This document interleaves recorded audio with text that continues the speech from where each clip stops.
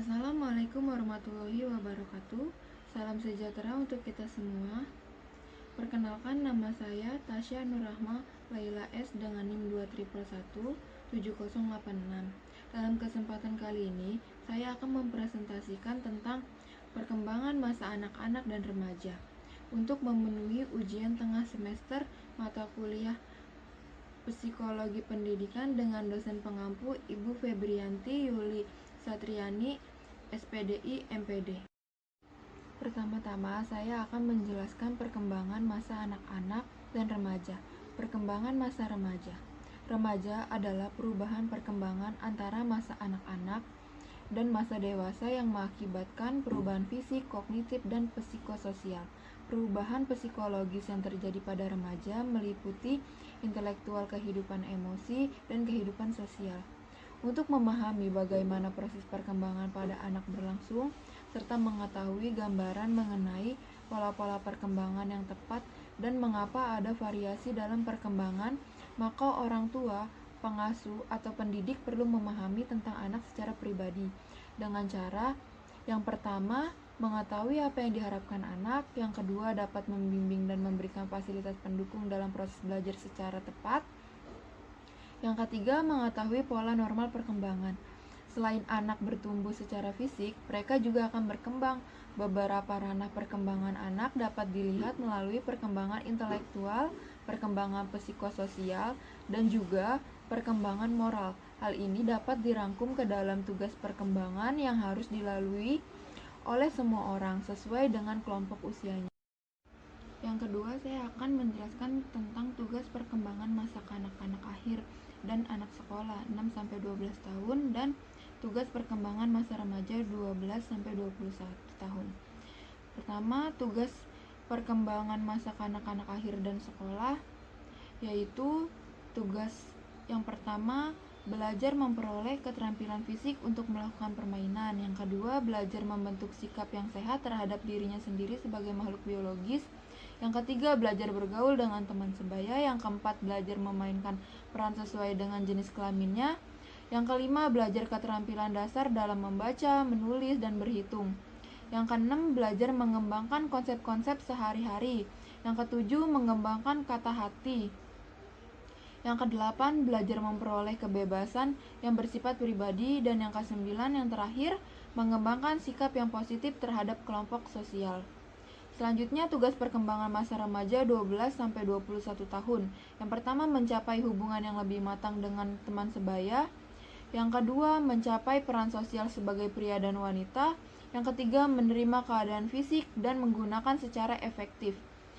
Yang keempat, mencapai kemandirian emosional dari orang tua dan orang dewasa lainnya. Yang kelima, mencapai jaminan keterampilan ekonomi. Yang keenam, memilih dan mempersiapkan karir. Yang ketujuh, mempersiapkan pernikahan dan kehidupan berkeluarga. Yang kedelapan, mengembangkan keterampilan intelektual dan konsep-konsep yang diperlukan bagi warga negara. Yang kesembilan, mencapai perilaku yang bertanggung jawab secara sosial. Dan yang terakhir, yang ke-10, memperoleh seperangkat nilai sistem etika sebagai petunjuk atau pembimbing dalam berperilaku. Kemudian ada jenis program pendidikan untuk masa anak-anak awal. Yang pertama, ada program penitipan anak, yaitu sebuah program yang menyediakan layanan pengasuh anak bagi orang tua yang bekerja. Bagi orang tua yang bekerja bisa menitipkan anaknya di program penitipan anak. Yang kedua, program prasekolah. Fokus utama prasekolah adalah pelatihan kesiapan, yaitu siswa mempelajari kemampuan yang diharapkan untuk menyiapkan mereka bagi pengajaran formal kemudian hari, seperti cara mengikuti pengarahan, berpegang teguh pada tugas, bekerja sama dengan orang lain, dan memperlihatkan perilaku yang pantas. Yang ketiga, ada program prasekolah kompensasi, yaitu program yang dirancang untuk menyiapkan anak-anak yang kurang beruntung guna memasuki taman kanak-kanak dan kelas 1. Yang keempat, ada intervensi diri. Program prasekolah berkompensasi yang membidik anak-anak yang sangat kecil dengan resiko terbesar gagal sekolah. Yang kelima, ada program taman kanak-kanak. Tujuan taman kanak-kanak ialah menyiapkan siswa mengikuti pelajaran formal dengan mendorong perkembangan kemampuan sosial mereka. Dan yang terakhir, ada praktik yang sesuai dengan perkembangannya. Selanjutnya, perkembangan anak masa sekolah dasar. Untuk perkembangan kecerdasan anak usia kelas awal SD ditunjukkan dengan kemampuannya dalam melakukan seriasi, pengelompokan objek, berminat terhadap angka dan tulisan, meningkatkannya pembendaharaan kata, senang berbicara, memahami sebab akibat, dan berkembangnya pemahaman terhadap ruang dan waktu. Pengertian anak SD atau anak sekolah dasar adalah mereka yang berusia antara 6-12 tahun atau biasa disebut dengan periode intelektual.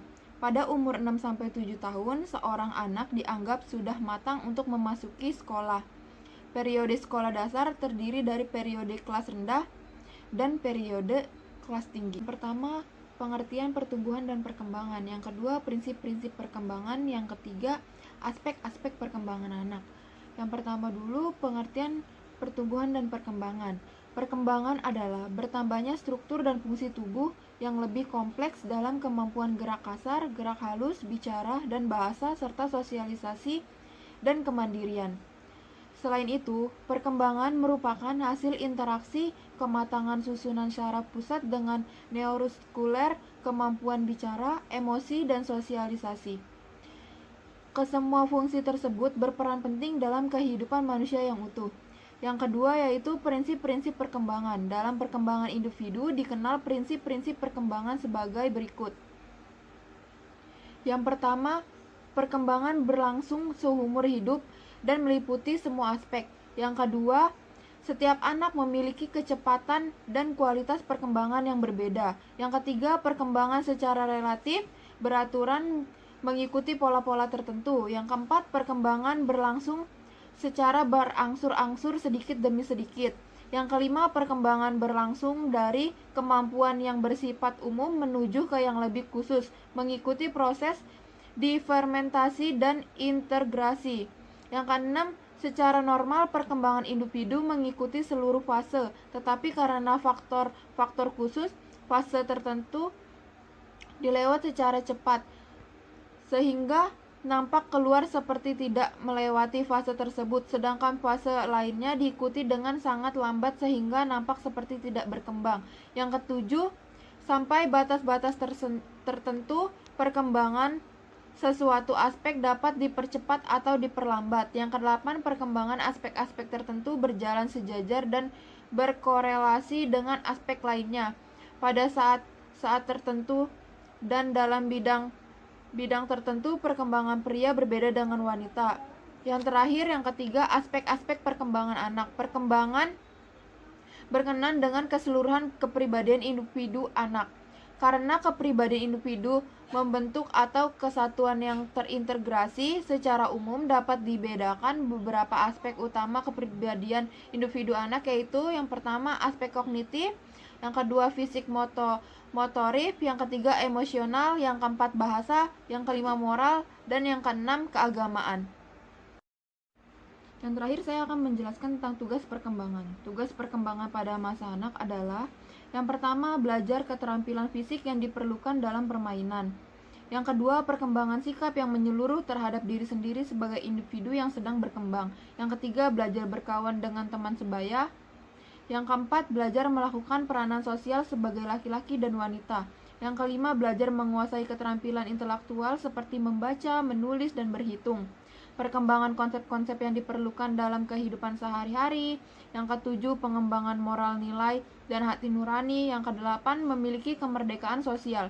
Dan yang kesembilan, mengembangkan sikap terhadap lembaga dan kelompok sosial. Sekian pemaparan materi dari saya, kurang lebihnya mohon dimaafkan bila ada salah-salah kata. Wassalamualaikum warahmatullahi wabarakatuh.